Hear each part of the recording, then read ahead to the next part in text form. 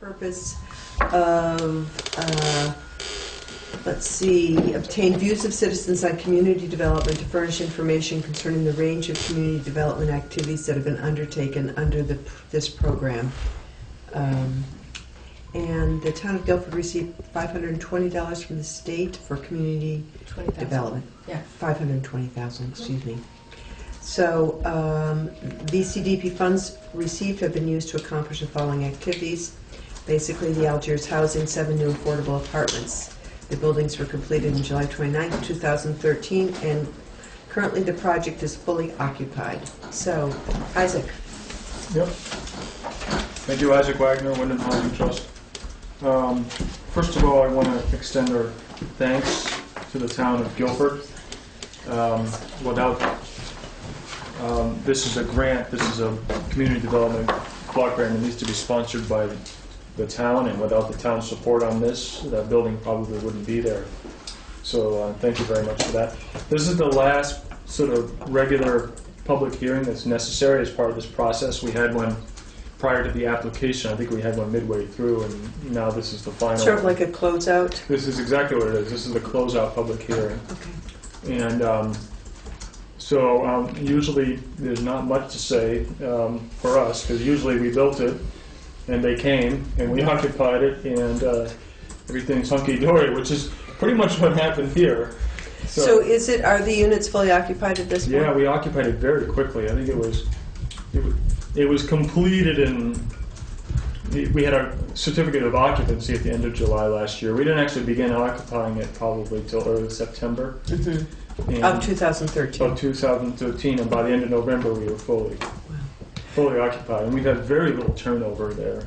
I did run into a friend, a senior citizen who had lived on Weatherhead Hollow in Guilford and was living there, and was just very, very pleased and really thrilled that she was able to afford to stay in Guilford. So. Yeah, we purposely designed family housing, housing that would work for a range of residents, but we kind of designed the third floor to be more for seniors, and we do, I think, have all seniors on our third floor. We have a little community room with a card table, and I think somebody set up a TV in there. And that group on the third floor they get along with each other pretty well, and they're kind of the watchdogs of the building. So that's good great. For us to good for us to have. So, any problems? Beyond the typical building commissioning process, working out all the little kinks, we have some pretty innovative mechanical systems in there, including a districted pellet boiler system, as well as a solar panel array on top, and other sort of interesting features, air handling features, air exchange features. It's taken us a while to work out some of those kinks, but we actually did our 1-year warranty walkthrough about 3 weeks ago, and things are looking pretty good. Things are holding up pretty well. So, what are the arrangements at this point in terms of? I just can't remember. You do maintenance in terms of sidewalk shoveling, stuff like that. I was thinking about that on the way over. We do. Yeah. We do the sidewalk shoveling, and the town, I believe, is plowing. We changed our on-street parking a little bit to accommodate the plowing needs. Right. During construction. I don't recall off the top of my head what the agreement was to write an agreement, if there was any. But I haven't been privy to any sort of easement agreement like we have at the Tontine. Right. I think that was a lost detail, perhaps, in this process. It may be, but we have 2 exits, an emergency exit and a front door on that stretch of sidewalk. So we've got to clear the sidewalk anyway. Under any the way it's laid out, we've got to clear the sidewalk anyway. Right. So and the town clears the road. So far it's worked out pretty well. I think we had to move a giant pile of snow at one point last winter. Right, but because of visibility. That's right. Visibility, but other than that, that was an example of some of the kinks in the first year. And that's good to remember. You weren't the only ones. I think there were a few other residents who had big piles of snow, but from a visibility point of view. Right? Yeah. So, we're very pleased with it. We're very pleased with the building and with the outcome. So we Of the $520,000 grant, we've drawn down 510. Mhm. All of that was specifically for construction, and that has been expended. There's still $10,000 that, as a result of this notice and this public hearing, we've got 30 days to draw on, and that is admin money primarily. It was It's- primarily for a single audit. And you can draw up to 10,000, and you can use it for any expenses that the town has incurred. We have, I think, prioritized it for single audit, but there's other expenses. The last time I did this with the town of Westminster, they expended almost all of it on their legal fees and their additional single audit costs. So Would you tell a little more, talk about a single audit, just so everybody knows what that is? I don't think we needed one because we didn't expend it in a single fiscal year.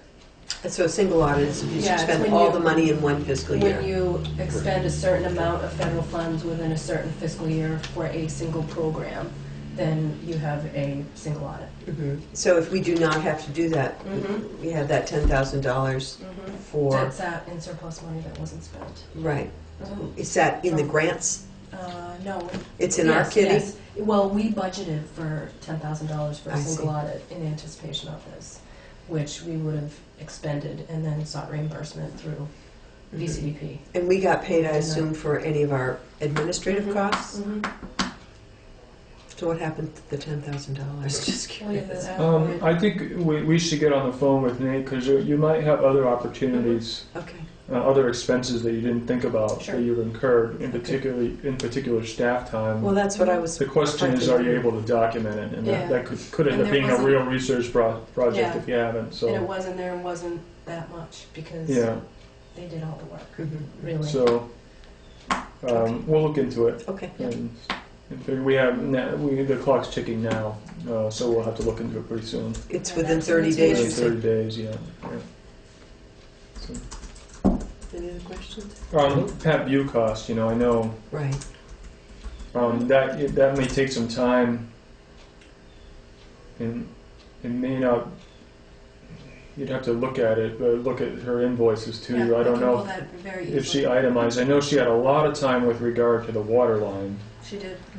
but she also reviewed the actual loan documents because. Well, there's Jane Crockmolney time too. She helped out a lot. Not in this. She But- did water line, Right, which is separate okay. funding. Which is separate Yeah. funding, okay. It was such a, Yeah. It was such a, but Because the it's town. The very easy one would be, as you recall, the town actually on paper loaned us this money. It's We were like like a pass-through kind of, so. it's a pass-through, reimbursed. but you could easily re-grant it, but we requested you loan it, and, Yeah. and there's reasons why, but we take it as a loan from you. It's like a soft loan, Mhm. but we had to generate loan docs, mortgage docs, priority agreements, and we generated, your attorney generated a lot of those and reviewed a lot of those. So she should have an invoice for that work at the very Yeah. least. So that's very straight-faced, those invoices, if we can dig those out. So. Okay. Well, I hope you guys have a chance to do a little digging in the next 30 days, and hopefully we've got some expenses we can reimburse. Yeah. Did you have any comments? I think you're probably here for Green River, but if you had any comments. are there any other points of discussion that should be covered as a part of this hearing? To ensure that we follow the letter of the, No, I don't believe there is. Just one other quick thing to note, since we certified to it, is that the project has met its benefit. In other words, the vast majority of the households, I think 16 out of the 17 are meet the income benefit, which means they're low and moderate income. And that's the real driver of this grant, is that you're benefiting low and moderate income households, and we've certified to that. So, so with that, I just want to say thank you once again. It's a wonderful partnership, and I believe and I hope that the building is getting smaller as time passes in people's minds. I know it looked big when we first put it in, but I blow right by it right now, and sometimes don't even look over to see it. So I think that's what we had hoped to happen to it. So. Yeah. Yeah, so along those lines, no concerns, complaints, neighbors, it's been, No, we had some initial concerns. there were light in the back or something from the parking, was that a concern, or did I just, It never reached my desk. If it Okay. was, there was some kids doing donuts at the fire station, and I think the fire guys have gotten used to the housing, and the housing folks have gotten used to the fire guys. So so the kids were from the housing who were doing the donuts? no. Who knows who they were? But you know, There's maybe the assumption that they were. Is that what? I was going to say, what does that have to we do had none of our tenants who are all doing donuts. Yeah, yeah, So there's a little bit of that initial misunderstanding, but I think we worked that out. Some of the tenants aren't too happy with the Jake breaks. Sure. When people moved in, Sure. people moved in what September. It was still warm enough. A lot of people had their windows open, and that was pretty shocking for their first week or so in their apartments, because they start right around the firehouse to get to stop it. That's not the Jake brakes. That's my motorcycle. I'm coming to work every morning. Yeah, right. It may just be gearing down, or it could simply be just idling. But it's big trucks, and if you're on Oh, the yeah. third story, you're right at the Oh, yeah. you're right at the pipes, and Yeah. you get that straight on. So, but for some reason, I didn't hear a lot of those concerns this summer. I think a winter of it, but the windows Interesting. closed, and people got used to it. right, So, right. yeah. That's all I have. It's noisy in the village. It is, I know. I was upstairs in the apartment at the store, and I was thinking, Yeah. whoa, It's this really is such a noisy. sweet, beautiful apartment, but it's, it's noisy. It's You hear it. really It's noisy. Route 5 generates With no noise. sound. Yeah, In the middle right. of nowhere. Yeah. Right. Well, thank you, Isaac. Thanks for coming. It's funny to think back on all the time we spent together in those meetings and things, and it's like we're on the other Water side. line and Yeah, water line, I know. CDG, and Yeah. it's been years. I mean, I've been Yes. working now almost 8 years on this project, so I'm pretty happy to get a closeout Check public mark. hearing. That's Yeah. Yeah. longer than a lot of marriages. Just saying. Thank you for that, Kate. Just imagine. Is there anything we need to make a motion or sign off on? I don't believe so, but The only thing I would be requesting from Katie is the hearing minutes, okay. and you will be signing. I don't know if it's the select board. Probably is. You'll be signing a closeout agreement Okay. at some point in the future, but this kicks that process in, and their legal team will be sending us down a closeout agreement, which effectively says that you need to ask Wyndham Housing Trust every once in a while, or do they continue to meet their benefit by having low-income people in there, and are they maintaining the building? Right. And you will probably do that, and we will say yes each time. So. Okay. Will we have any kind of tickler reminders, or just your brain? Will it, I'm sure that it will be dually, because I'm sure you'll have to fill out paperwork. Okay. Yes. Okay. yeah. As well. Yeah, I to think trigger us probably to have to it'll be perform. our burden, would be my guess Okay, for good. that. So. Okay. Cool. Thanks, Okay. Isaac. Thank you very much. Take care. Take off. So I guess we, I don't know that we officially called this hearing to order. I think you did. I think we did. I sort of just jumped in. I guess we adjourn at I this make point. a motion to adjourn, I guess. All in favor? Aye. Thank you. And can you make sure to get the If you haven't signed in, please sign in. We'll call this meeting to order at 18:30 hours. Recognition of the public. If you're all signed in, we know you're here. We know why you're here for. New additions and none. Changes the agenda. There's none. Approval of minutes of the public concerns meeting of 8:25. So moved. Can I ask a question before we do that? The new additions, that's if we have new additions or if people have new additions? Because they can, okay, If thank something you. kind of cropped up, let's say a contractual agreement. Okay. that needed to be They're basically on attention. Friday, right? Yeah, Yes. okay. I second the approval of the minutes from the information meeting, public concerns meeting on the 25th. All in favor? Aye. Aye. Approval of minutes for select board meeting, August 25th. So moved. Second. All in favor? Aye. Old business would be Sweet Pond Village Road name. I'd like to make a motion, if we, I think we discussed last time, so we can make a motion, or do we need more discussion? I just let people know what it is. There's roughly a 20-acre plot at the top of Sweet Pond off across the brook that used to be used for farmland, et cetera, et cetera. It's now been purchased, and there's gonna be a small development out there, 4 houses, I believe, they're planning on putting in. And they wanted a road name, and it's Sweet Pond, Meadow Sky Drive. Meadow Sky Drive, yeah. I Now, is that right across from Right by the town pound. the old town pump? Yeah. Right there where the Jovins and St. John's and everybody was, right? Yeah. 10 minutes. I think you signed them both, right? No, Oh, sorry. you're right. No. Okay.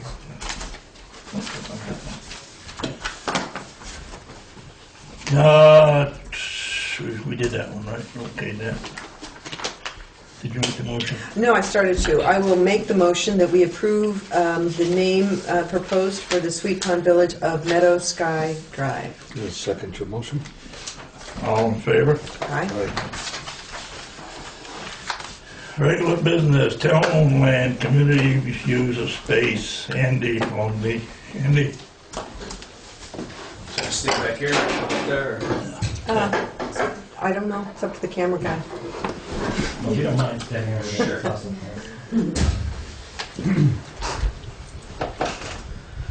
Hi, well, I just want to thank you guys for giving me the opportunity to talk. I know there's a lot of pressing issues facing Guilford with the bridges, so we'll try to not to take up too much of your time.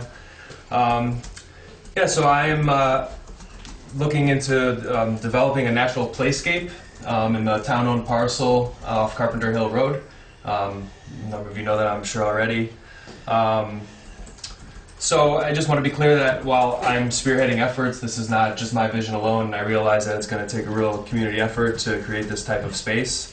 What a natural playscape is basically a park-type area with natural features. It's to encourage children to have natural free play outdoors. I think more than a neat idea, it's kind of a necessity. I think a lot of children today are facing issues that, you know, a lot of the older generation didn't face growing up. Did you grow up on a farm? I did. Yeah. So I mean, did your parents ever have to pull you away from a computer or TV and tell you to go outside? They never let me have one. See, there you I couldn't have a TV either. So yeah, I think today's youth are really, you know, there's a lot of challenges, obesity and screen time, and you know, the idea is to create a space, where children want to be outside, rocks to climb on, logs, things like that. We're not talking about a commercial playground with huge colored plastic structures. And the vision is fluid and will ultimately depend on input from the community, and can change over time as the circumstances of and needs of the town change. So some recent happenings that have gone on over the past couple months. On July 17th, Professor David Sobel brought a graduate class from Antioch University to Childhood and Nature class. He's written a couple books on the topic, and they explored the parcel directly next to the Grange, as well as this 1.5 acre parcel that kind of the focus is on now. They came up with some brainstorming maps. I don't know if you want to see these. This is not by any means, you know, a final thing, what it would be, but just some of their... the land off Carpenter Hill. That's great, yeah. Here's Carpenter Hill Road, here's the Broad Brook. I think, would this help? Would it help you Sure. understand where the location is? So it's Carpenter Hill. Right, this is great. Okay. So here's Guilford Center Road running south. South is this way. So here's Carpenter Hill Road. There's the Grange. There's the big open field that's used for overflow parking, and hay is made there. And then off Carpenter Hill Road, this is the spot that we're talking about. And just, for clarification, if you drive down the road, you see the schoolhouse. It's the parcel right before the schoolhouse, past the Spooner's home, that little triangle that's met on 2 sides by water, so. So it's just before the old schoolhouse? Exactly. Yes. Right. So walking the land with David Sobel, he thought it was remarkable at how it fit into this style of space. He said that other towns and schools are actually paying a lot of money to develop the features that are already there, such as a water feature, gently sloping ground, and rocks and felled trees that are just there that kids could climb on. And that exposing the current features would take very little time or money. just simply weed whacking a path and opening it up so that the public had access to it. July 21st through 25th, I ran the Guilford Free Library Summer Camp, and we took the kids down there. They gravitated right towards the water. They built boats out of Japanese knotweed, which I'm sure we could encourage them to build the Titanic out of that and send it away. Build little towers of rocks, build docks out of rocks to put these boats in. Waded in the water, swam in the water, really thoroughly enjoyed themselves. We had snacks underneath the shade of a tree there. The first question the next day was, are we going to go back to that spot? On August 31st, Michelle Frazee met with the Anthony family, who are the donors of the land, and she could tell you a little bit more about that meeting.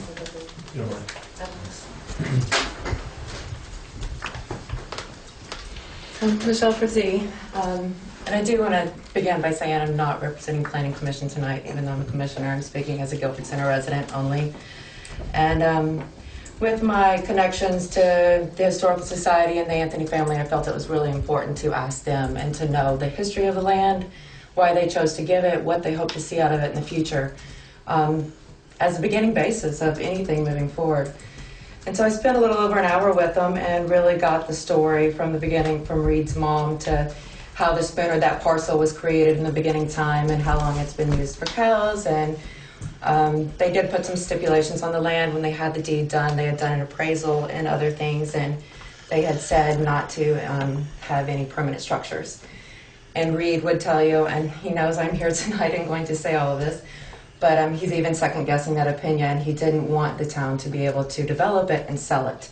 But beyond that, he asked, is there any way I can help? And I just asked if it was okay for me to say that we have your support. And so that's where they stand. They are 100% in support and willing to do anything to help push along a movement of sorts. They do not want to see this land or the land beside the Grange just sit. They would really like to see something happen, and Reed really picked up on the idea of park benches and picnic tables and places that generations could come together. And he also talked about the slope of the land and how gentle it is down to the stream, and it's pretty special on the Broad Brook to not have this drop off. So that's really all I have to say on it. I just wanted to know how they felt about it and what they hope for it to become, and to be able to share that yes, they are 100% behind this idea. Barbara's words were to call it a creative play space and make sure not to call it a park. And I can understand that because she got the full vision of what has been discussed, of what could happen. So that's that. Thank you. Yeah, and then I wrote a survey and sent it out through a couple email lists and put some paper copies in the Guilford Country Store. I don't know if any of you had a chance to fill that out. And so I got about 60 responses, overwhelmingly in support of a project like this, like some 87%. I have these, I'll give copies of these at the end. But 10% said they would use it multiple times in a week, 20% said once a week, 30% said every other week or so. So, I mean, right there, it's about 60% of the respondents will use it at least every other week.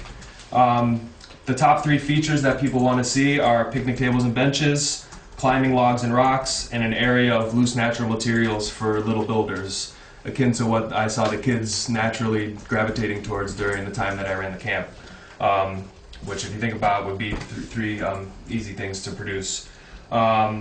And then I asked people what they would be willing to donate to this project. 80% said enthusiasm, which is important for something like this. 45% said time for building, whether that's just doing some landscaping, stuff like that, picnic tables. 40%, which is 20 people, said they would donate money. 35% time for maintenance, 20% time for design, and 20% materials and resources. So there were a couple open-ended questions at the end. That's, what benefits do you see? What concerns do you see? A lot of the benefits, the key word that came up the most was community, connection, gathering space. Other ones were attracting new families, play, children's health, education, a sense of place, and the importance of nature. And I have some selected quotes here from the survey that I'll just let you guys read. And concerns, I'd say the main concern that came up definitely is maintenance. People, including myself, realize that the town is already stressed and another line item is not what the town needs. So that would be something that we would need to explore more thoroughly. I think someone said that they would mow it already. I don't know. There's been multiple people been seeing it, so we'd be happy to mow it, and including myself and my husband, which we already do the schoolhouse and other Guilford Center places. So. Right. But more importantly, I think the main idea is that this is a low maintenance space. There's either meadow grasses or no mow grasses. Maybe there's a couple paths that need to be cut, but for the most part, it's left pretty natural. Yes. Japanese knotweed. It's a lot of maintenance to remove Japanese knotweed. That's a pulling and nipping 5 times every summer. Right. Every 6 weeks, and then we have a plan in place to. Well, there's no exact plan right now. I mean, I guess right now what's happening with it is just there is no maintenance. It's just kind of doing whatever it will. So I suppose that any step in that direction would be some sort of positive change. I don't know if eradication is a plan or if that's even possible at this point based on the proliferation of it, how widespread it is. So I don't know if you have any. Well, I do know that when the town goes and mows Japanese knotweed, they instantly plant hundreds of thousands of more seedlings. Okay, so you're saying that if it were to be mowed. Yeah, if you mow Japanese knotweed, that's worse than doing anything. Yeah. Okay. So, I mean, what I've seen in my time on the parcel is that it's all on the banks and it's not even really a mowable area where it is present. And it seems more to be on the side directly below the Grange than on the side of the brook with the parcel. It would be my hope that there'd be an effort to involve some community in the enhancement of removing the invasive species. Great. I know the Conservation Commission has had, it'd be good, is anybody here on the Conservation Commission? They've been putting quite a bit of effort into that. People married to Conservation Commission. So, anyway, that's in person. Vandalism is another concern, or improper use at night, like a drink out, hanging out spot. That don't happen in Guilford. Liability, expenses and funding, and how to make sure something like this does not just become overgrown. The neighbor's quality of life, which I know there are 2 people who would be directly affected, the Spooners and I don't know who's across the other side, whose cows sometimes come across. Parking, bathrooms, and there's a number of quotes right here that get in a little more detail. Parking, bathrooms, so those are concerns, like people wanted to have, explain to me the nature of those concerns. I guess just if this space were there, where would people park? Are bathrooms in the picture, or would they, things like that?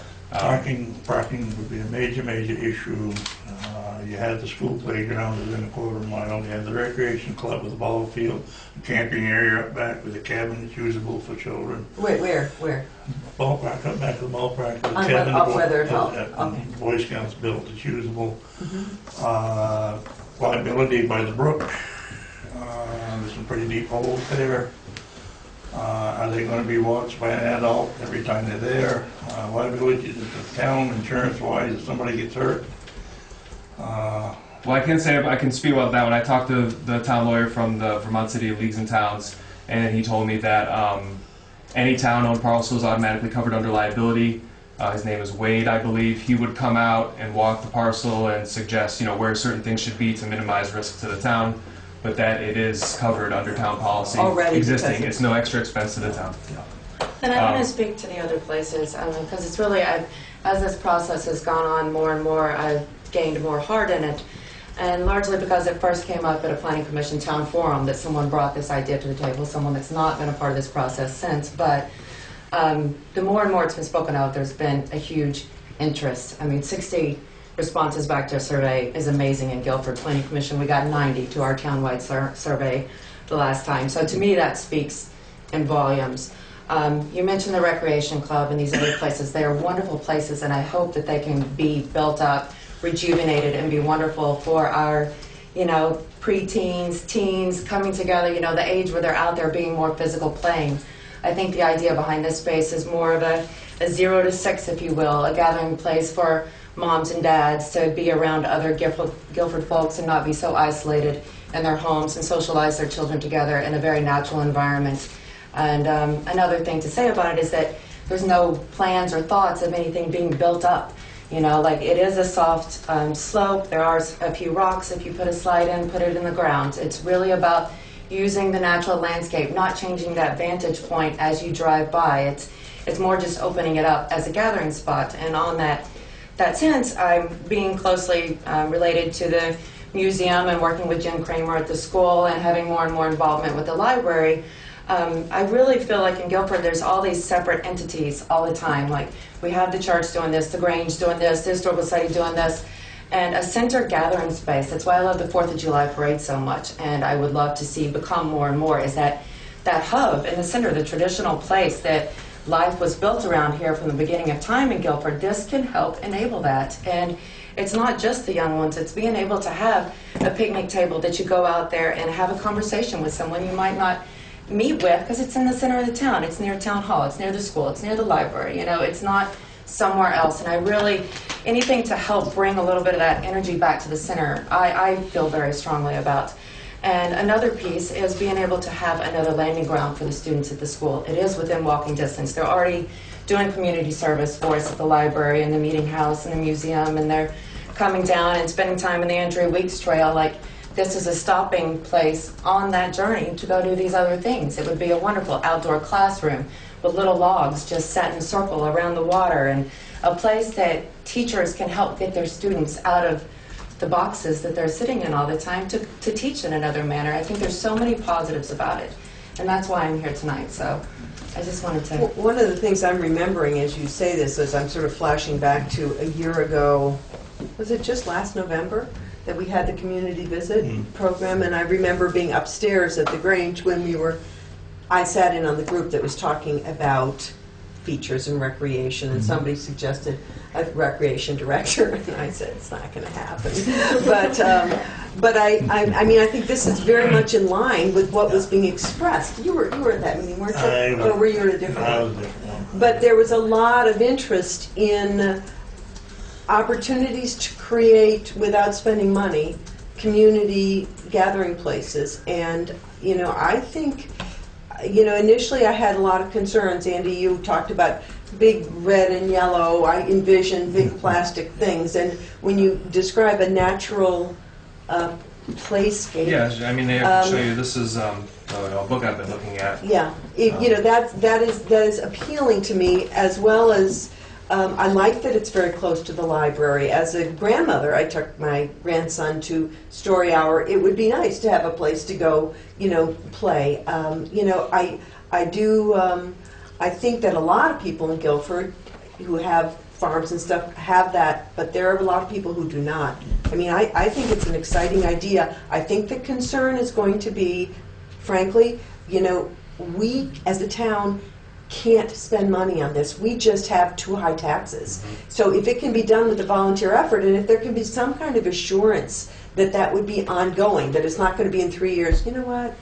Could the town take this over now, please? That really, it's because it's, I don't know why our taxes are so high, because our services aren't that high, but they are. And so that would be a concern. You answered my other concern, Andy, about liability. So I think it sounds exciting.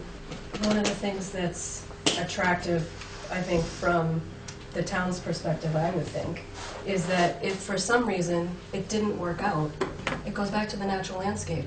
It's not like you're stuck with rusting structures or anything. So It's not building, not it's that not I bringing want to anything. curse it before Right. it starts, but if it were not to maybe take off the way that everyone had hoped and the maintenance didn't get committed the way that it was hoped. Yeah, good intentions, It's not, but yeah, it's can not going just to be a revert major back. It's eyesore not- left Yes. it would, it's already natural to begin with. It would just stay the way it is, just not mowed. It moves us along. It's a good concept. I don't know how the rest of the board feels, but I wouldn't feel right okay, and it would have to go to an article at town meeting and be voted on by the whole town. Huh, that's an interesting idea. I was going to ask what would be the process at this point, because I wasn't clear It's a piece if of you were town looking, land, yeah. if you were looking for a motion for approval to go ahead, or... Yeah, I didn't really think necessarily that was a possibility at this point. I mean, I could tell you here what I have written down as next steps. Okay. Number one, in no particular order, but to understand the town protocol for opening this developing and public use of town-owned land, and whether that is something that the select board does on your own, or if it, we're new to ground here, I think. or if it goes to an article. Sure. Because I think this winter's a good time to do a lot of the brainstorming and design work, and I guess I'm just wondering. I'd encourage you to continue on your process, but like I said, my feeling is we go to a town vote. What do you think, Troy? Jim? Well, it's town land. And I think everyone in town should have a say-so on it.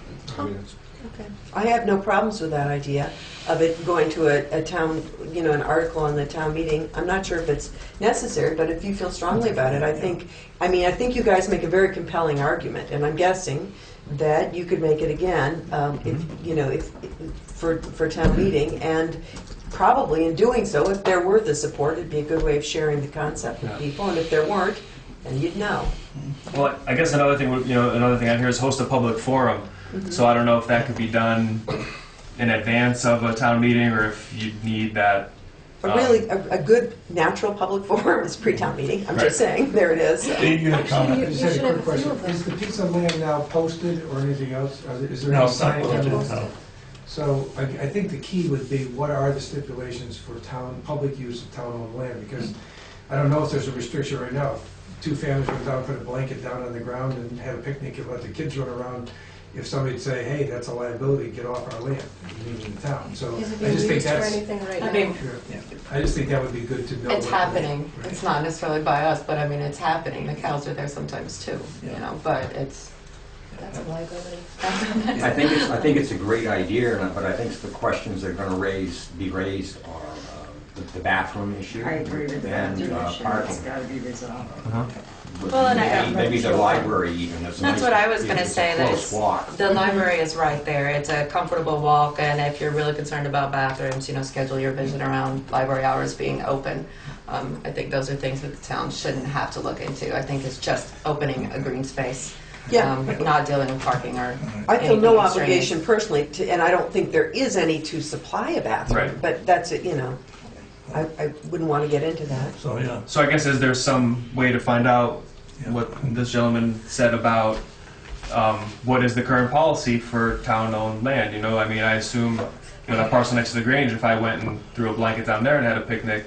I guess, Yeah. Andy, you had mentioned the League of Cities and Towns, and I would say we don't have a policy particularly about town-owned land, that it might be good to do, and it sounds like you've already talked to Wade, and maybe you settled the question of liability with him, right? And maybe just ask if other towns have boilerplate policies? What about Well, parking in the field? I think we're getting into the same thing. If you throw a blanket down and have a picnic, that's one thing, but if a town says, here, this piece of property, don't play on it, I think there's a whole different liability thing there, so we'll find out. So I guess what I would encourage you to do is to gather more information that answers some of the questions that have come out tonight, and maybe if you draft an article and get some signatures, that it could be on the warning for a town meeting. I can help you with the logistics for that. Okay. I think it sounds exciting. Just a few more quick steps. Just form a committee comprised of people dedicated to moving this project forward, because I think, like I said, that community collaboration and getting input and things like bathrooms and parking, that see really where is that main concern. Speak with neighboring landowners who are likely to be most directly affected by this proposal, and create a comprehensive work plan. All those would be really good steps. I would also suggest that a sign of some sort be posted on that parcel, mentioning that this, there's a possibility of this being used for that purpose. Okay. So it would, number one, it pinpoints a location. Right. And number two, for those who are either for or against it, would know what they're opposing and where it's at that they're opposing it. Without a sign, they'll just drive by saying, oh, it's that one. So it clears up some things by having a Yeah, would sign. that be okay to post, like, to create some sort of? I'd make a motion to that effect, that this committee, loosely volunteer committee, be allowed to create a sign that says, this is the location of the proposed playscape, play place, whatever. Say Sweet Pond type of sign. No. Just saying something to the effect of, Yeah. you know, this location is, and maybe a few bullet points about what the proposal is, natural playscape, no permanent structures, blah, blah, blah. You know, for more information, contact. But we gotta move on. Yeah, oh, sorry. I was just answering Alex. All right. Great. Great, thank you. And I'd like to make a motion to allow this committee to create some form of signage to designate where the land is and what the intended purposes are. Give some. Sounds good. All in favor? Aye. Thank you. Thanks for okay, coming. thank you. Here are all your materials. Here are copies for I have 3 more copies of this if anybody Do you would have like anything one. that you want included? Here's Do you there's- want to leave with me? Yeah. Great, thanks. Anybody else? This clearing the air, next one is sort of a odd title, but I could think of nothing else. First off, Michael, I'd like to thank you, and you ought to be nominated for Citizen of the Year of the state of Vermont for all you've done down there to help people get across the river. And the only question I have is, have you or could you be proactive and find out if feasibility, whatever, ends up going down the field a ways, find out if some of those USDA restrictions should be relaxed? For temporary, totally temporary. I'm not sure I understand the question. Sorry, what It's a USDA? very simple question. He's on conservation land. Got it.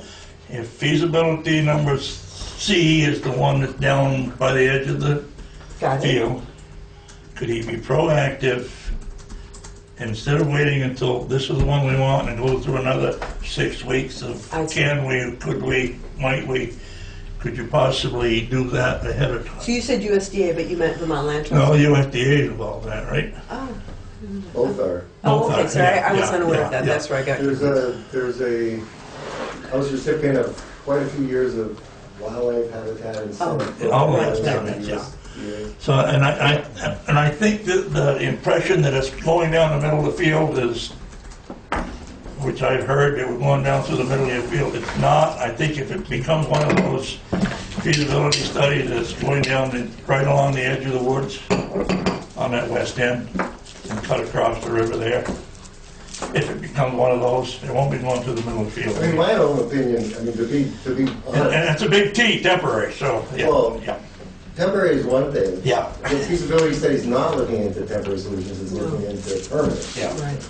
And from my perspective, for this town, to be spending on the order of $20,000 of taxpayer money and considering destroying something that is as precious, not just to me, but to this community and to Green River, as anything I know, I can't be in support of that. And frankly, the fact that the federal government agrees with me, the fact that the Vermont Land Trust agrees with me, and so on, as well as my neighbors, only makes me more committed to protecting this property. I mean, I have spent my life fighting those invasive plants. I've spent my life planting trees on it. I've spent my life taking care of it. I've spent my life working with the farmers in this community. And it is as spectacular a piece as, I mean, it's beyond me. It's absolutely gorgeous, right? I mean, it is absolutely precious. So when we talk about getting our neighbors across temporarily, I do think the land could absorb that impact and could recover. I'm not the expert to make that determination. Perhaps. When we talk about the permanent impact from what you guys are considering, I can't be in support of that. I have to do everything I can to protect. I realize that, and that's why I mean, just to clear the air, right? Yeah. That's So my. here's what I don't, here's what I still don't understand, because I don't understand what you said, because the feasibility study is looking at permanent solutions, right? And you were asking Michael about fast-tracking permission for temporary. That's where I got confused. Well, as far as I'm concerned, and I talked to Michael several times, permanent is no longer on the board. I think the feasibility study got misled into thinking it was for a permanent bridge, and I think that was one of the options that we put on there for. oh yeah, there's one option there for permanent bridge. It was. But there's 2 or 3 other ones. Oh, yeah, I mean, there are 6 options, correct? Am I right? Of remediation of the immediate issue with the Green River Bridge, weight problems.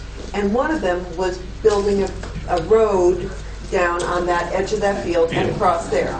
So that was a permanent, so that's, we're still studying that, whether we've got it off the table in our Well, minds. it sounds like it's off the table, what Michael just said. Okay. A permanent one. What's that? A permanent one, that's what you said. Yeah. I don't think any of those alternatives that are being studied for the feasibility are off the table. Foyle and Tanner, if I understand it correctly, and I need to be corrected if I am wrong in this, Foyle and Tanner stood up in front of this group and a bunch of other people and said, these are the options we will consider. And until it's considered, until they come back on September 30th, regardless of any one person or any group's individual or collective opinion, it doesn't count until the feasibility comes back and there's something that we can discuss. That's one person's opinion, but I think that's what I understood the case to be. If That's what I understood that we were that's spending our different- money for. If that's different, we need to know that. And secondly, I will say, and Dick, to your question, when you're asking Michael Knapp or me or somebody else, will you approach the Department of Agriculture to ask if those rules or regulations can be relaxed? Are you asking that from a process point of view because you'd like to know the answer, or are you asking for Michael's personal? Because, let me just say this, I think you asking Michael to go and ask the Department of Agriculture to release something that he's directly involved in is not the right process. If you're looking for an answer to the process of what the Department of Agriculture will do or won't do, then you as the select board chair or member should take that on, not ask a member of the public to go do it. It's his property. I understand. And And I think the confusion that Michael, conversations I had with Michael was temporary. But I don't think you can say that there is not going to be a permanent bridge down there when it's one of the alternatives that's being studied. I just, from what I understood, I didn't see that that was the case. Well, I can't personally know, Right. So if but the there's... select board can. Okay. Final decision is up to the select board. And as long as you're talking about that, I agree with you, when we get the results of the feasibility study, the final decision of what we choose is up to the select board. And that then, how we were going to fund that, there was some conversation about this at the public information hearing, and somebody was saying we should let the town make a decision about which option we go with. But I think that's the select board's responsibility, and that then, if we choose option B, and I don't even know what option B is, so I'm just saying that, and it's going to cost us $320,000, that then we have to go to the town for funding. Another way, what I thought I heard you say at the meeting, the last feasibility study meeting, was we would not make the decision of choosing option B. We would say to the town, you guys decide. Here are the costs and here are the options. Is that correct? I'm curious from just a process point of view about what the select board has to do. I believe we can make suggestions, but if it's over a certain amount, it's got to go to the town. Oh, we have to go Well, we down. have to go to the town. Financial Well, issue. And it is a financial But what issue. I'm saying is, it's about the dollar amount. It's not about the option, it's about the dollar amount. And there's a process to follow. Right. So do you But know I'm any- not what going to is that sit up here. process? It's how they would decide to do it, but what would make the most sense, personally, what I would do if I were a select board member, can I talk as a resident for a minute? Sure. And just step outside of my role? I would ask them to go through a process of public meetings. So maybe every month or every 2 weeks, you commit to a hard and fast schedule of public meetings. They move around town so that they're convenient for everybody to attend. You maybe pay a little extra money and have BCTV videotape them all. You put them out there so people can see, people can hear, so that by the time you get to your 12th or however many you commit to in your schedule, that you have so much public feedback that you can say, based on, we've talked to everybody, and if you wanted your voice heard, you had 15 opportunities. So let me ask you a then you'd question. say- I'm asking you, private citizen, a Yeah. question. Are you suggesting then that those public meetings be for the purpose of helping the town of Guilford citizens Come to a conclusion on the choose which decision. option? Yeah. Okay, as opposed to, we choose the option, they have to put, So okay. out of every one of Okay, the I'm fine 15 with that. meetings, everybody picks option Q, because I'm not going to make it sound like I'm picking one of the options, then you can say, look, based on all the feedback, we say Q, this is how much it's going to cost, then you put it out to a vote for the financial Let piece. me back up and start over again. Okay, start over. The feasibility study we had, I asked Bill Nabelski to come to the meeting and explain what he did in 1965. One of his first statements was, we went down the river and put logs in the river so it could cross the river. Evidently that went over everybody's head because we're still trying to get across the river. We still need a bridge across the river. They're walking across the river every day. Yeah. If we didn't realize the bridge was going to be shut down for this summer's work, we should have. And if we did realize it was, and we didn't be proactive enough to take care of it beforehand, that's on us. That's not on you people. So I apologize for that. But we still need a bridge. A temporary bridge. A temporary bridge, yes. A big T, temporary. Got it. That's beyond what's already there. And it needs to be done to the point where that 10 years from now, when we spend another $1 million on the covered bridge, if we keep it, we don't have to go through this process again. So you're talking about a temporary bridge We staying up want for 10 years? a then? temporary bridge site for a bridge if and when the bridge needs work on it. I'm just understanding, but you're not talking about putting in a temporary bridge that will stay? And leaving it, no, Okay. the site. Is that to assume that if we needed another temporary bridge, 10 years now, 15 years That would be the now, location that would be the to work with. location for it. so if we did a bypass just once, we'd never have to address that issue again? Right, that's called being proactive, I believe. And I think that's what we ought to do now, because we're going through hell and high water trying to get across that river. And the footbridge and the ice storms in October and the snowstorms in October play a very small part in this situation, from what I hear. Tammy? We're feeling pretty secure that when the covered bridge is done, that all these emergency vehicles are going to be able to go in and out of there. They're not. No. This is part of what I had to say. I'm not worried about the covered bridge. The middle of October, the end of October is going to be done, and car traffic can go back across it. But you're still not going to have fire department, you're still not going to have rescue, and you're still not going to have your big snowplows over. So it shouldn't be a temporary then? Yes, it When would you be say temporary. temporary. Temporary for But the once use. that temporary comes out, the bridge is still not up to snuff to bring those vehicles across? I'm getting confused. Let's say that we decided, I'm just going to put this out there, that we would put steel beams under the bridge. Yes. Okay? For example. And that by some miracle, which I'm sure could never happen, they could do that work next summer when they did the rehab for the bridge. That would be like my fantasy, okay? But that's just, I'm just saying that.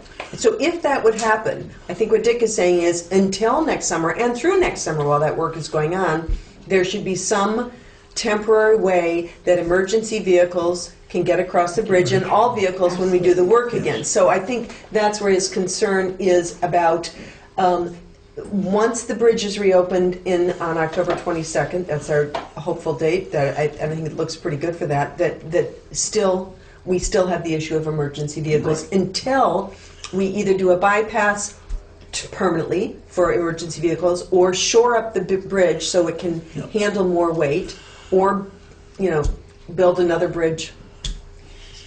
Okay. Sean, you're on my list here. You had an idea. I have another question. Actually, it doesn't have anything to do with the other question I was going to ask. And that is, one of the things that on the meeting when Sean James presented everything, the question that I was going to ask is, who looks into property acquisition for all the other things? And how is that going to be implemented? I went up and asked him after the meeting, since I didn't get to express it during the meeting, and he said he didn't really know. He did intimate that, the dirty word, eminent domain, is probably a 5-year process. Oh, interesting. Yeah, so I sort of said, well, it's too bad that we couldn't rewind to the beginning, because property acquisition is going to be in anything but using the covered bridge in an existing location is huge. It's huge. And the town can't just say to anybody, this is what's going to happen. And if that's a 5-year process, the timeline is already very long. And that's where we need, wherever temporary bridge is, it might be there for a while. But I think you raise a good point, Sean, in that, and to make me feel better about the fact that we're spending money on this feasibility study, is we're looking at a long-term solution. The feasibility study is. So that's understood. And so even though you're right, there are all those things that would make it tricky, if we all decided that the best solution was to tear down the covered bridge and build a new one, or whatever, Michael, you had your hand up. I mean, it's going to be a long process, the permanent bridge piece. Unless, as I said, my fantasy vision of... Even temporary bridge. No, but if we could do the steel beams, I see that as probably the least time intensive. But I think the stance I've been taking is let's wait and get the information. So I don't even feel like I should be saying, here's what I'd like to see. I should interject what I discussed. Actually, I called you the day after the 25th and said of all the feasibilities, and I'm not saying this from a personal preference viewpoint whatsoever. But what I'm saying is that we looked at all the options. One of the options that we did not look for, or Tanner and Hoyle is not even looking at, and I did mention this to Sean again after the meeting, is there is an option that would be to remove the covered bridge and replace it with a modern bridge. Mm-hmm. And that option is not being looked at by Tanner and Hoyle at all. What did he say in response to that? Was there a reason why they hadn't considered that? Well, because he wasn't asked. Okay. I don't think we had. He was not asked. Yeah. So they're only doing, I mean, What you they were directed asked. him, you're doing, what he was directed to do. Okay. But that option is not on the table. I think personally, it may not be desirable, it may not be politically correct, But it but is it is an option. option. So if you have options, I think there were 5 options altogether. So the 6th option would be that. And unfortunately, it's because where the covered bridge is now, more than 140 years ago, but even prior to that, they realized this is the place for the bridge on this river. Everything converges Right. there. Yeah, exactly. Exactly. What would that do to the cost? One of the things too that you have to consider in that is any funding that has been obtained for the bridge in the past that Right. was You to have to rehab repay it for back. historic preservation. To So pay in back. 1991, in 1965, my guess is those grants were because of its historic Well, value. a lot of that We money have to has pay never that been back. expended. A We lot have of to pay that back though. it has never been expended, right? So if the bridge cost $500,000 the project and the state covered 80% of that, we'd have to pay 80% of that $500,000 back to the state. That's a definite Okay, we need to take possibility. that off the table. But what I'm saying, I talked to several people in the last couple Yeah. of weeks, and there's 2 different options to what you just talked about. One of them is take down Joni's garage and put another bridge there and leave the covered bridge where it is. The other one is to move the covered bridge downstream and put the bridge where the covered bridge is. So there's 2 different options to what you've spoken about. But Well, yeah, but, I mean, I don't think the town of Guilford has the financial wherewithal to have 2 bridges crossing one. no, So, I mean, if it turns out what Ann expressed, that the covered bridge stays there and that's it, then so the bottom line is we gotta have a bridge across there for heavy vehicles. There's a couple other things. Wait, I'm still trying to understand what. No, I'm still trying to understand in terms of when you had put clearing the air on the agenda. You talked to Michael, but you have other people on the agenda. Yeah. I'm Sean was one of them, he just talked about it, so. I guess I have another question for you then. Why wasn't Tanner and Hoyle given the charge of finding the financial implication of removing the covered bridge and building a modern bridge? It's no other than any other option. It doesn't mean that anybody even has to consider it longer than reading the report. It doesn't mean that it'll be done, but then the town will know, if we did want to do that option, this is what it would cost and this is what it would mean.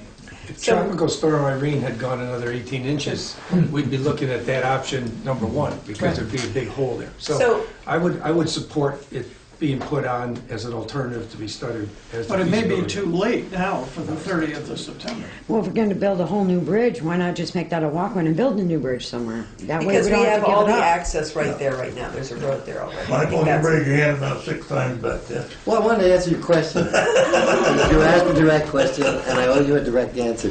One, I can't speak to the contract I signed with USDA. I can't speak to the, the water ecological, right? I mean, I can only speak as a landowner. I can't speak to what the position of the land trust would be or any of it. As a landowner,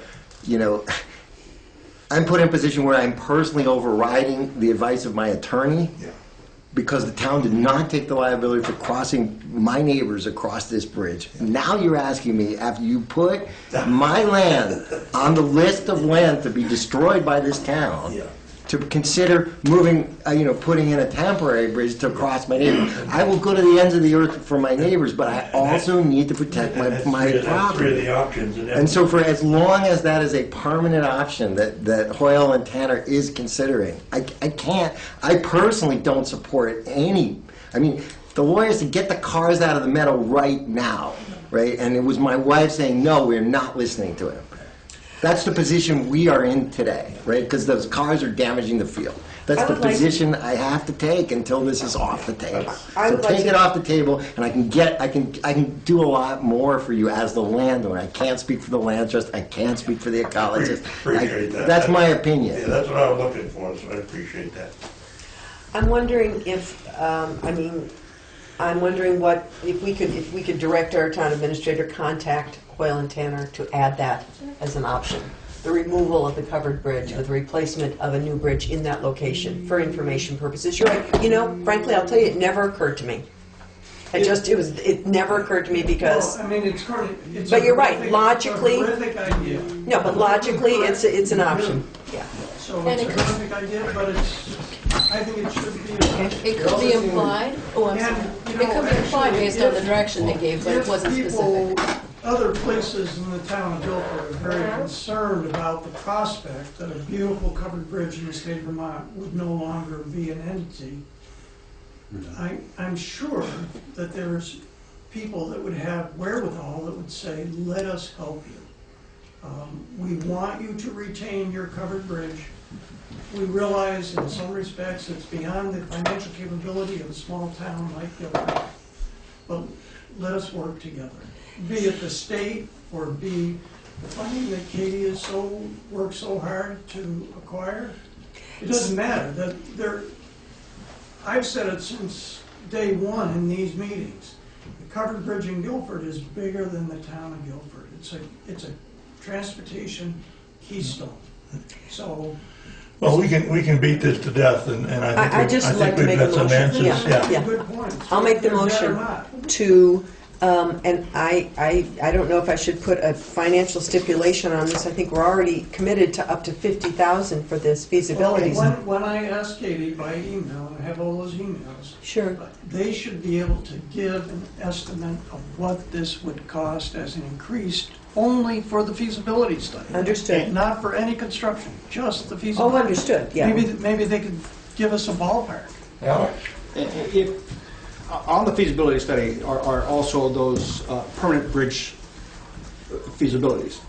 If we can remove that part of the feasibility studies so that permanency of a permanent bridge down below is not something that we're going to consider, then it's not time and money we have to spend focusing on a permanent bridge down below. If we can remove that from and then add this to, then it would be. It would make more common sense to me. Sort of a wash, maybe, depending on where they are in their work. Wouldn't that be nice to think that they had? See if they could substitute, basically. Yeah. Take this out and put this in. So I guess what I'd like to do is make a motion to direct our town administrator to talk with Hoyle and Tanner and investigate the option. That would be the ideal, because Michael's saying the idea of a permanent bridge there is kind of not. That's very problematic for all beyond eminent domain. We've got all kinds of other restrictions on there, and if they were able to check the feasibility of the removal of the covered bridge with the replacement of a modern bridge in its location, as opposed to that, if they can't take that one off the table, add that one, get a cost analysis. Can we? Find out. This is a really long motion, but I'm just, You should teacher speak, Norm. I'm just rambling. It's not, so, How about this, add the option of the removal of the Green River Covered Bridge if it does not exceed the amount of the contract, or the not to exceed. okay. That's what I was. And or the replacement of the permanent bridge beside it. Right. No, I that's, think they Up said that Freeman that Avenue. was not an option. no, they said They that. said that during the feasibility study. If you go north of the bridge, you have archaeologically sensitive. Right. Yeah, they, And if you go south, you'd have to remove Johnny's house. And that was one of the things that you said is you wouldn't take private property, like a person's home. so I think, I'd like the motion just to be the consideration of the removal of the Green River Bridge and replacement with a modern bridge in that So we location. can trot along. Well, let me just finish the motion, in not to exceed the amount that we've already got, $50,000. And if they shoot that down, you're not prepared to remove the permanent bridge ideas downstream? Oh, yeah, I would. I would, I just- definitely. I mean, Yeah, that would be the ideal. Because they'll come back and simply say, well, It's you're adding something to the table, it's going to exceed the budget. right. I was trying to figure At that out, point, you're going to say, well, if you can remove these permanent bridge studies, because they're really not feasible for us, can you work this into the budget now? yeah, Yeah. I agree, and I just was trying to do that in 7,000 words or less, and I wasn't Yeah. quite able to, so, I'll yes. finesse that wording. Yeah, thank you. I'll try. Second. All in favor? Sorry, I just have one more point.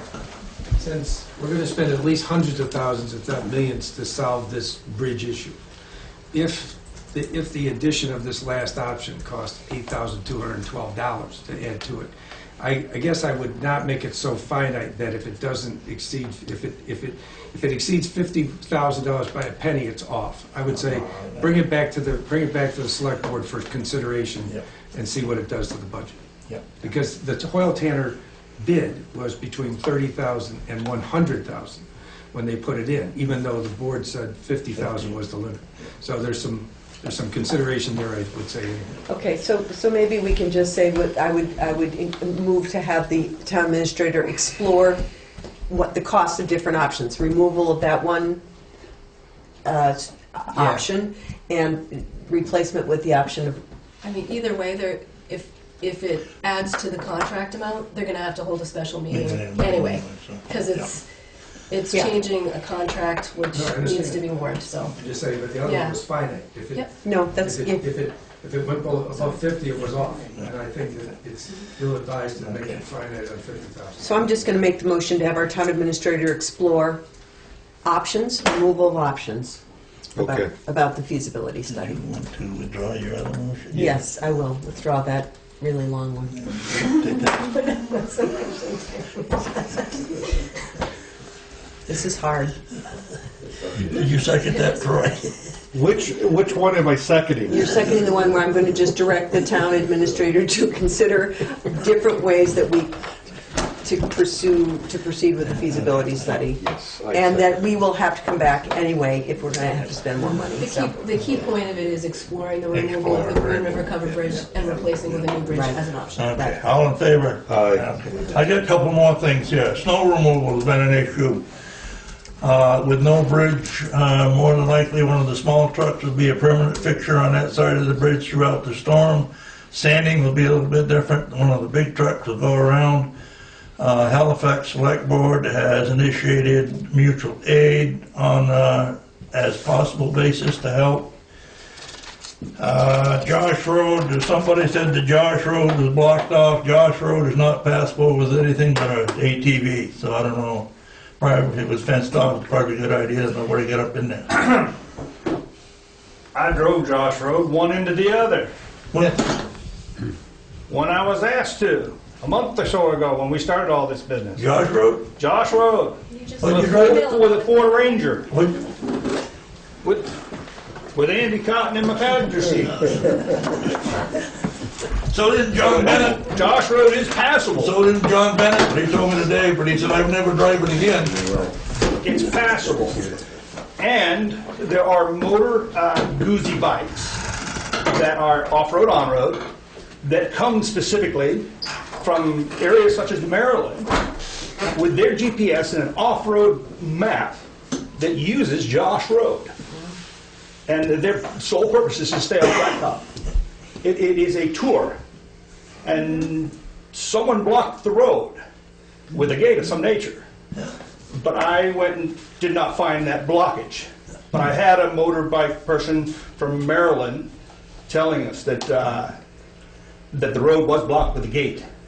So I recently went back up there and drove up to the cemetery. Well, they block it. It is not blocked. At Jimmy Hill, blocking the top of Jimmy Hill sometimes, and there's a house going in up there too that might have been the road block.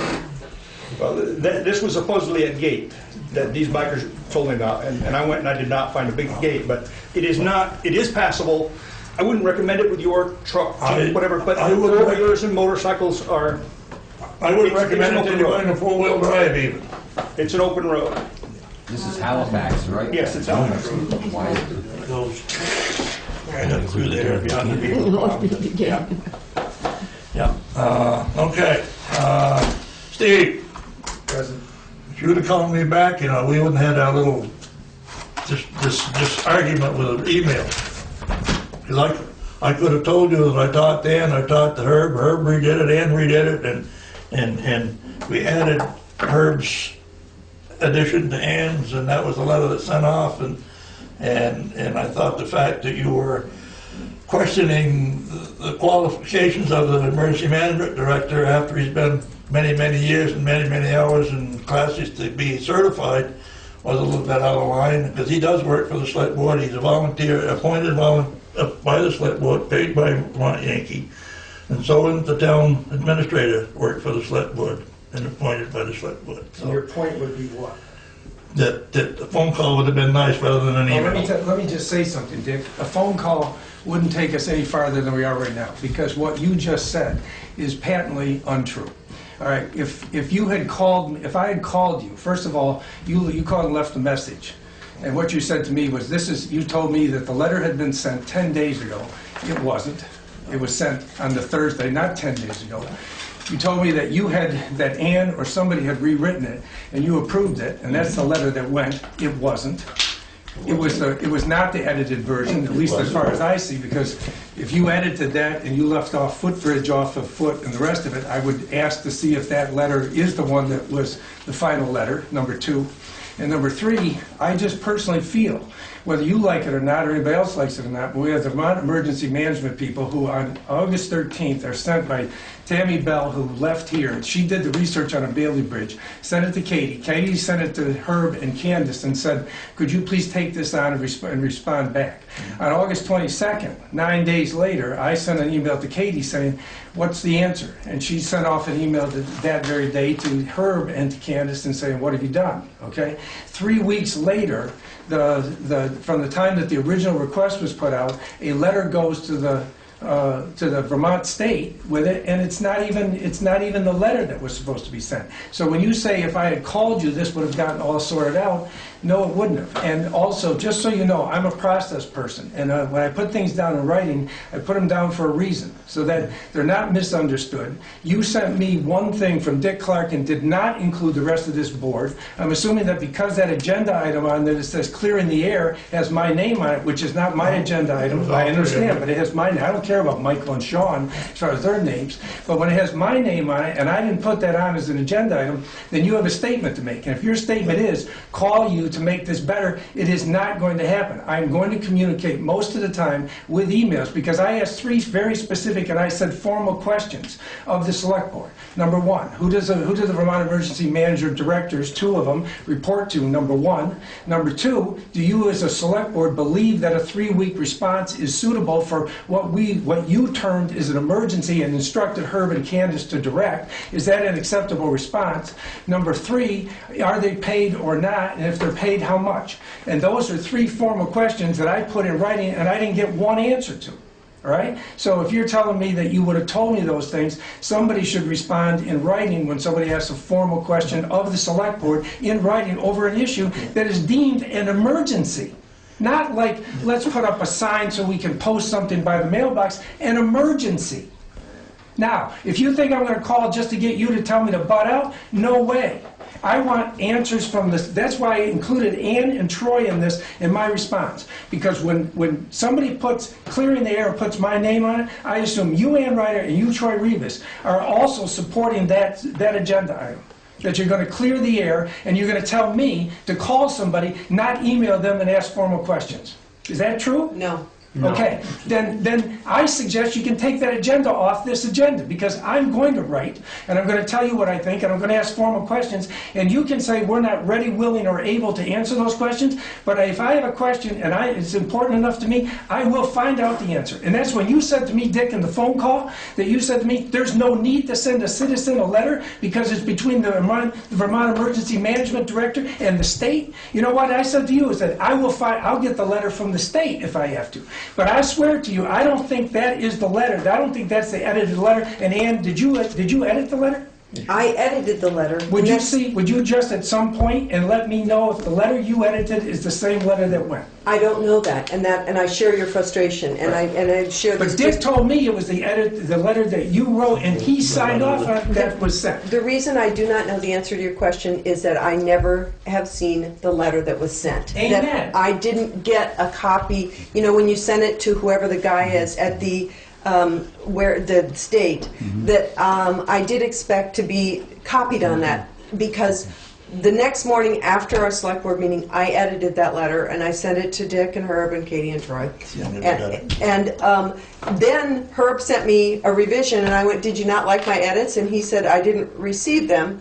And so I sent them again, and then he, I believe, integrated them and sent it off, but I never saw what went. And so that's, and I know what you're saying about the phone, but I've got to tell you, I agree with you, Steve, those things have got to be in writing, because that was a formal document, and so I don't know what actually went up there. I'm sure it was just I could read you my edits, and they pretty much are what we had talked about, but I don't know that, because I didn't get a copy of what was actually sent, and that was a frustration. And this is Can I respond to one more thing you said about agenda items? That I don't think you're right about that, in that I believe that any select board member, or really an individual, can say, "I'd like this put on the agenda," and it does not need to have the permission of the entire board to be put on the agenda. So Dick put that clear in the air on. I wasn't quite sure what it meant. I don't know that you were either, but nor were you. But so that my point is just that the board is not required to approve every agenda item. Perfect. That's a process, and I am first and foremost a process person. If Herb is the emergency management director, that's fine. I have nothing against Herb or Candace or anybody. Whoever sits in that chair and says, "I will do it," and we deem that emergency services on the west side of that river you as a board said it's an emergency. That's the whole premise of the letter, because it's going to be closed indefinitely, and it takes 21 days just to get an answer and to get it off, when we're trying under a very tight time frame to get a Bailey Bridge in here. I'm just telling you, whoever sits in that chair, it's unacceptable. I will say that in point and counterpoint in my own side, the last time that there was a question, Herb responded in 7 minutes. That's a considerable improvement. Right? And I think Herb, Katie told me that you were having trouble with your email, that there was an issue. Apparently that's why I didn't get your revision. Because I found it dated 7:25 a.m. there. I had sent it off, so Dick. You and I had talked, and Herb and I had talked, and when I got Herb's try two, I thought, what? Why? I did the revisions, and so I said that to him, and then I think you got them the second time I sent them. I believe I did, right. And so it's supposed to be sent from here. Yes, it was sent from here. But nobody ever got a copy, is what I'm saying. We were all copied on that email. The people I sent it to never got it from here. Yeah. Did you check your sent box to see if it sent? so Herb followed up, and I apologize for that, but Herb wait a followed up. minute, but somebody got back to you, so somebody must have received it. But you must have called on But the I 4th. called them, and I don't have the signed copy on my computer. All I have is my original. So the only one I could send was from here, because it's in your computer, it's not in my computer. So I sent him... Yeah, the hard copy. I sent him the unsigned copy.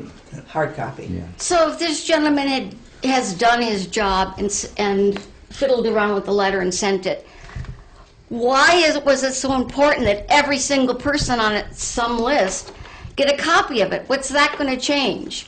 You seem very angry about this, and it doesn't help the situation. There's a long way to go with this bridge and all of these feelings, and it's not very pretty. Kathy, I think we really need to just think about Sorry. No. Well, I just think that there are people that have jobs to do, and they're doing the best they can to do them, and they're appointed to do them. Let's let them do them. I agree. I agree with what you're saying. I do think, however, in this situation, you know, it's one of those things where if you said to me, will you send this, and be sure you say this in there, and I said, okay, I sent it, you might want to see what I had sent to be sure I got it right. Or that and especially because we've had that 2 different versions going on, that there was just this confusion. So that's all, and I think, you know, I don't feel angry at Herb or anything. I was aware there was some kind of technological snafu going on. Technological snap, I know. And I would still like to see the letter, just because as a select board member, it kind of came from us, so it's, we're responsible to see it. So that's what's up with the letter.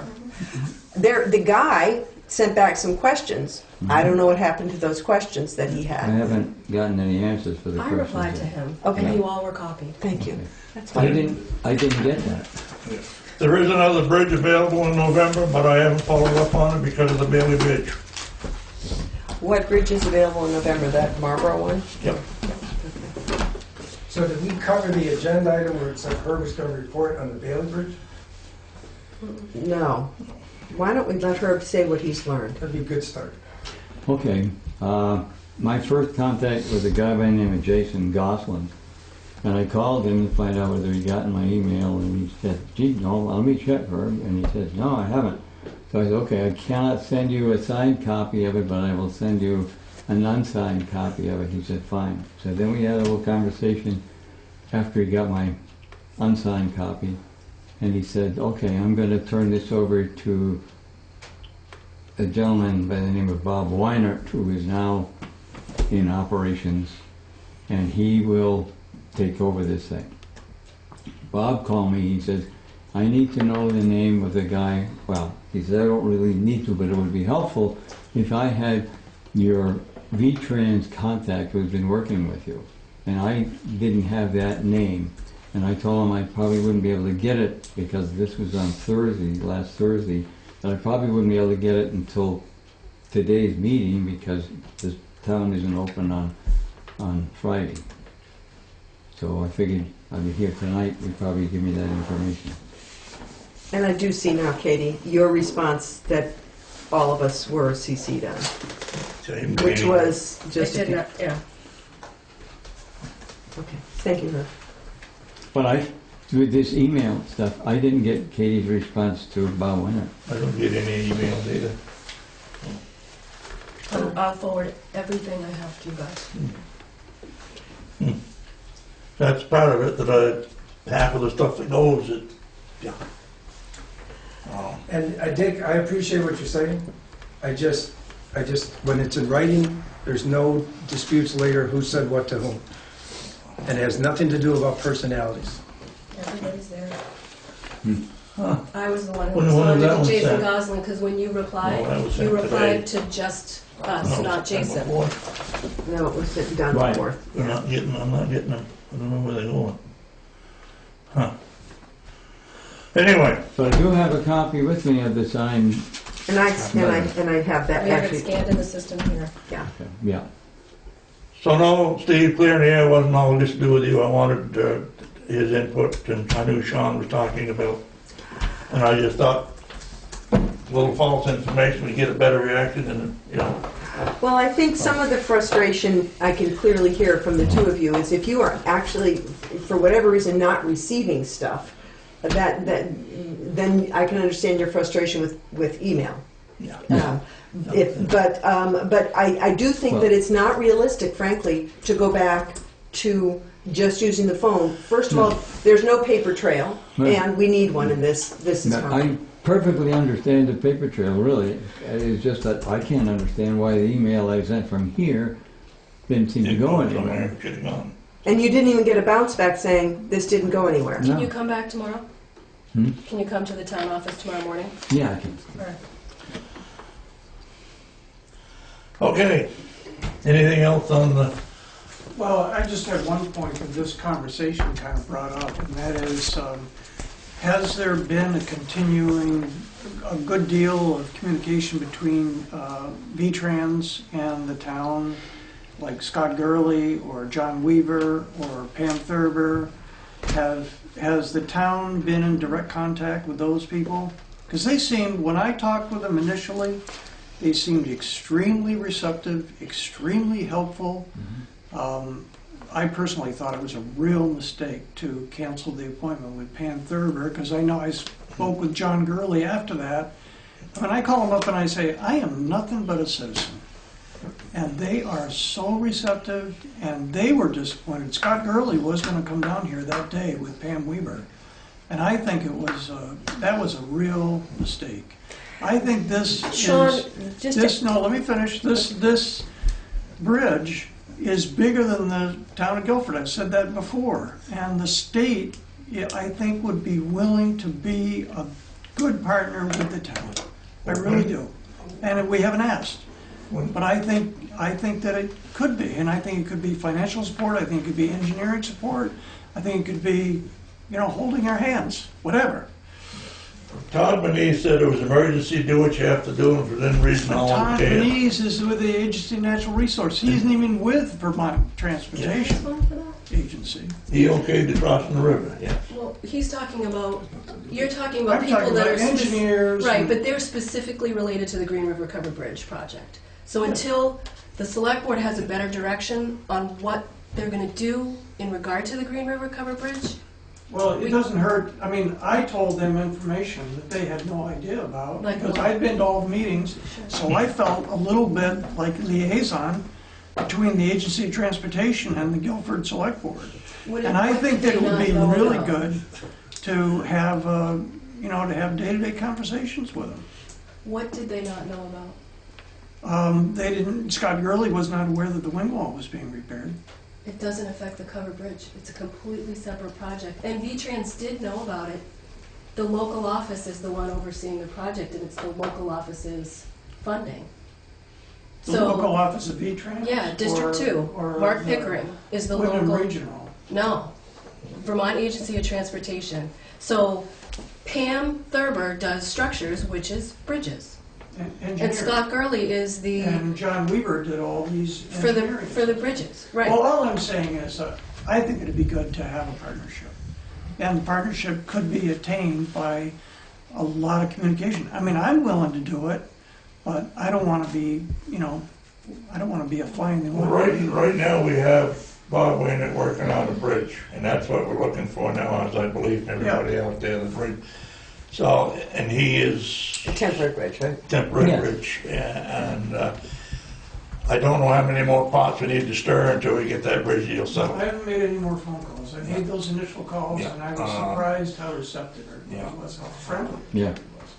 My understanding was that the reason we had chosen to postpone that is we felt that it would be better to, again, have the feasibility Well, Scott information. Gurley kind of was surprised. He said, I was willing to come down here, and Pam Thurber's, I mean, she's cited in the 2009 Lewandowski report. So I think there are a lot of people in the state that if they had the opportunity could be helpful. Point well taken. I really do. All the way up to the Assistant Secretary of Transportation, I can't remember, Sue Mittner. She was very helpful. Can I just raise one point with regard to this whole topic? When the whole reason for rushing the feasibility study to closure at the end of September was so that some sort of decision could be made with regard to the covered bridge. Because there's a grant deadline of October 15th or 19th for the Transportation Alternative Program. So the board's going to need to make some sort of decision to know if we're going to apply for that funding or not. And that's what those folks will have to do with, is that funding and the covered bridge. So that's food for thought. All I'm that- saying is if they're up to speed, then everything's going to move slowly. I think that's, I think all the bases are covered. Anything else? We're getting That's cute. close to... All the bridges are covered. Yeah, the reformers got those 4 cups of covered bridges. Is Green River on it? Okay, nothing else. We'll move along to request for authorization for town administrator to handle cash. And this is from income tax time Property tax time. Yeah, Property tax. property tax time, income tax time, whatever you want to call it. There's a lot of money comes in the office, and And we're gonna let her touch it, right? yeah, we're not allowed to touch it. She can touch it, though. Yeah. I don't want to touch it. And I think that Penny asks for this just Penny because did ask. Katie is able to help out with the processing of the taxes as they come in. I'd like to make a motion that we authorize the town administrator to handle cash as requested by the town treasurer. Second. All in favor? Aye. VLCT draft municipal policy 2015 and voting delegate to the annual business meeting. Never mind, I'll go. Where did it go, sir? I had emailed this one around too. Does anybody have No, any? I haven't seen any of it now. What email address are you using? Okay. Same, 12/41, yeah. That's all. I emailed this around. Did you get it? It's even on the I did not CCs. get this. Yeah. I haven't seen any of it. No. Okay. I don't think I got it. Let me just double check. I'll just look in here right now. Temporary bridge request, let's see. What was it under? Oh gosh, I don't even know. Regardless, it comes every year. If you have any suggestions and you want to know who you recommend an alternate, a representative to vote. Mm-hmm. I know who it usually is. You, I know, that's why I said, you know. yeah. I ain't even making the motion for that one. I'm just going to send it. Right. I would like to, go ahead, make the motion. I'll make the motion that we send Richard to the VLCT draft municipality and the voting delegate for the annual business meeting. That he be our delegate. I'll second Yes. that. Thank you. How about an all in favor? Yeah. Say all in favor. All in favor? Aye. Aye. I recused myself. Yeah. Discussions and non-highway updates. The Moyne Road, the price of salt dropped $6 a ton, which is So I'm, that's a help. yeah, that is a help. We authorized the spending of that money last time. Does that have any effect Yeah. on that? Yeah, it's a reduction in the price per ton. Yeah, that's So- great. Do Yeah. I have to rescind my motion? I don't have to do it. No. No. If it's cheaper. And the new grader is working fine, I guess, is having a little trouble getting used to the steering, but Alex, How much does that new grader weigh? A lot. 22 and a half? 20 tons. Yeah, 20. Does Yeah. that include the batwing and plow? No, Or is that just the we grader? did not get the side wing. Oh, so we didn't get a grader, Yeah. well, we do have a plow? Well, not yet, but it is on its way. So that's without them anyway? 22 and a half ton. Yeah. You need excess weeks. Okay. Our feasibility study only went up to 20.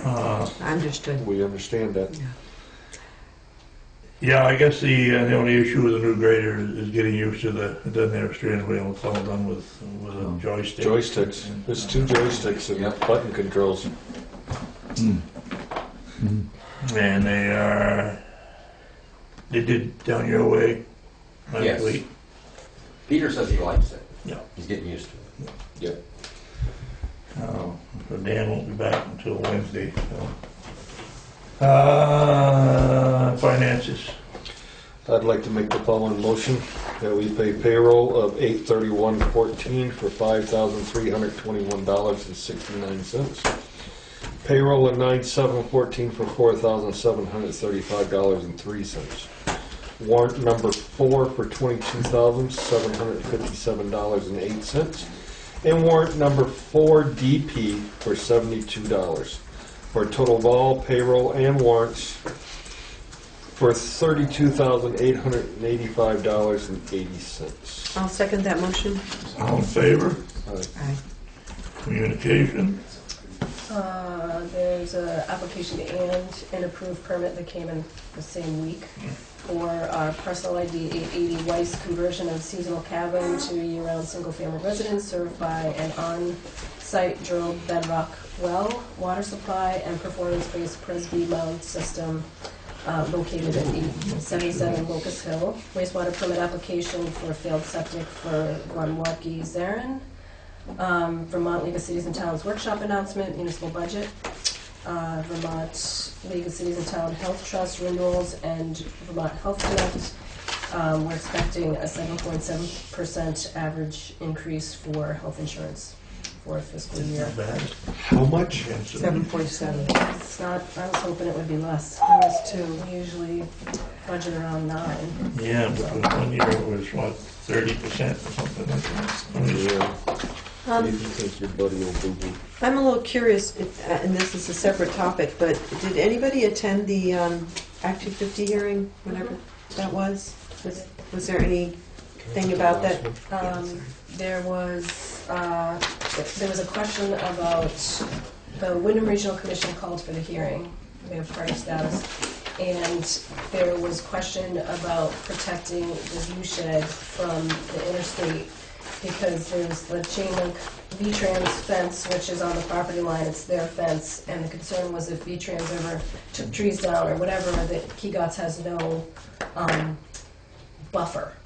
So there were some suggestions that were made during the meeting about putting a stockade fence up, and there was concern about accessing the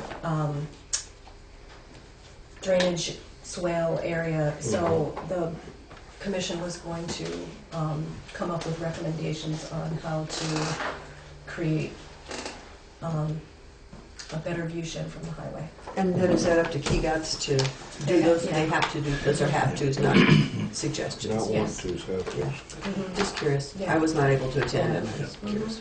I'm going to read a paragraph here to keep in the back of your mind. It says, and we signed on to the state rigid road standards.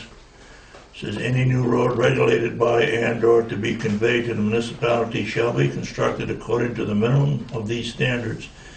If any federal and/or state funding is involved in a project, the V-Trans district office must be notified prior to any field changes taking place that would alter the original scope of work. And the first part of that is 15 inches of gravel, and they have to be 50 feet wide, and the ditches have to be stone lined, as up by fill cuttings and all that. So 50 feet wide, I thought it was 25. nope, that's New state standards, 50 feet wide. 49.5. On gravel road? Yep, Is that for class 2? yep, class 3 road. Yeah, So what they're saying is any new road, we don't need to do, Our roads are grandfathered in, I if can- that's I what you're can asking. Thank What God. do you classify as that? well, I heard somebody from up in Morristown that I know saying that they were having to cut all these trees beside the road for their bus standards, and I thought, oh my gosh. Actually, our standards are a little bit higher in some cases than the minimum state standard, but I just got a copy of this in my damn regional just to put out so that when you're thinking of a permanent road, permanent bridge, if this was in play, you can answer the expense. Steve? And Dick, would you assume that Hoyle Tander is totally aware of all of that, or do you think you should? I would hope so, but I'm not It sure. would be great if somebody could just push that off to them Yeah. and say, Yeah. here, that just in case Yeah. this somehow got lost in the newness shuffle of it, it would be great to keep them on top of Be it. aware of the cost. Be a shame if they came back with something that was old and this was new. And that came out of Wyndham Regional. Another thing tonight was briefly was emergency relief and assistance fund for damage from storms, and now we can get 17.5% the state if we have a hazard mitigation plan. Yeah. And she's working on one. Yeah, of I have the others. latest iteration of that Yeah, now. so- I have to get with Katie to get some figures from her. Yeah, what's her name? Elisa Alyssa Sabah. Alyssa Sabah. Yeah. So, And that's different than the 4-point qualification to get from 7 to 12? Yeah. This is another 5? yeah. The flood hazard law we have, the transportation and road and bridge standards we have, and local emergency operations plan we have. It's the mitigation that they're working on now. So. And the amount of training that the town employees have Yeah. as part of that standard. Okay, anything else from anybody out there? As the emergency management director, I had just one thing I wondered about. A lot of times when you see there's a bridge out, there's a sign that says there's a bridge out ahead. And I've been told there are signs, but they're awful small. It's the writing on the sign that's small. So when you see the sign that says the bridge is out, you don't see the handwritten part Okay. saying Green River covered bridges. I would think that at each intersection prior to the bridge being out, there ought to be one of the standard diamond-shaped Large signs that say diamonds. bridge out ahead. When I put up the original detour signs, I wrote Green River Covered Bridge out in small letters, and then I went back and put up bigger signs, Green River Covered Bridge out, down in Coleraine and Halifax. There's one intersection over there that you missed and Katie missed it. It's signed 4 different ways, but I went back and did some more of that. And then I put the big sign up in Halifax Center. But I think there's still some signs in Leiden that are missing that Dan Ingold was supposed to fix up. Yeah. My intent was to help people get out, not get in. I mean, human nature say the covered bridges out. Let's go see. You know, so that's anything else? Anybody? I haven't been able to attend all the meetings, but has the subject of, God forbid, that there's an event at BY, the evacuation of plans, is there? Its evacuation plan is aware of the bridge being out. Right. But are the people that need to evacuate are aware? The people that need to be evacuated don't know the bridge is out? No. What to do in the event of a... But does everybody in that area, besides they're all signed up for rents, it's hard for me to tell if you are or not. I wouldn't be able to say that everybody is. No. But you are. Yeah. That's our easiest way to notify you if there is an event. But if it doesn't work, then we're going to have to make house calls to let you know how to get out of there. But if you look at your existing plan, just follow. The alternate is to go to Greenfield. Right. And so that would... But the school children would go north. The school children would go north. Parents would be separated from their children. Yeah. But they would anyway. I mean, that's been an issue. Anyway. That's been an issue always with that emergency plan. Tell parents to go in a different direction, it's not going to happen, but that's what the plan says. Do I understand correctly that the emergency periphery or circle, whatever it's called, from VY will be eliminated in April 2016? I don't know that is... The EPZ. That's what they want to do. But I don't know that the state has agreed with that. Yeah. I have heard... Yeah. But it's something to keep... I have heard that the state has come to an agreement with them, but I do not know what the agreement is. I think if you look at the MERP, they say that it's going to be on April 16, 2016. But again, I think it's just worth keeping all the this... 10-mile EPZ thing. Right. Yeah. Supposedly by that time everything's going to be cooled off enough, so there's no danger anymore, Emergency protective services. We still have the option of keeping the sirens. Have they done anything with that? Yeah, you have the option of dumping the siren or keeping it, right. Yeah. But if you keep it, then you have to maintain it. Yeah. So it's at our buck. And we can. I don't think we need. We can do lots of. I've been asked to come up with the revisions on the plan that would be acceptable to the town, and I haven't even had a chance to, look at what we need to change as that plan changes. But I like to kind of figure out what the state wants to do before I really get too much into it, because they're going to tell me what I need to do and not what I want to do anyway. I think Ben actually heard the siren that's up on the hill in October. Purpose of putting it up there was maybe to get down in the valley to you guys, and I don't know. I think it's so much as wind direction and atmospheric conditions. You could hear it one day and you might not hear it ever again. Yeah. Every now and then, the blue moon, we can hear the train in Brattleboro. Yeah. Vernon. Yeah. Hear the whistles. Okay. Wait a couple more weeks, then you'll hear it real good. The leaves will be gone. I make a motion to adjourn. Second. All in favor? Alex, before you go...